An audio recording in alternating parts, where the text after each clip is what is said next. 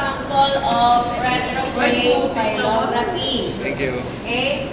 Now, ito yung ating ginagamit na cannula. Okay? Cannula. Then, of course, cannula to, dito ini-inject ang contrast. Pero before that, meron niyang ginatawag na ureteral catheter. Katulad dito. Okay?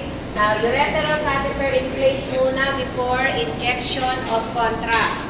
Now, once na-inject na yung contrast, tatanggalin na yung ureteral catheter, kaya ang makikita mo na lang yung outline ng kidney at saka ng ureter. Okay? So, ito, hindi pa tinatanggal yan. Itong cannula. So, this is retrograde pylorrhaphy. Ma'am, ito po ito. Plain lang yan eh.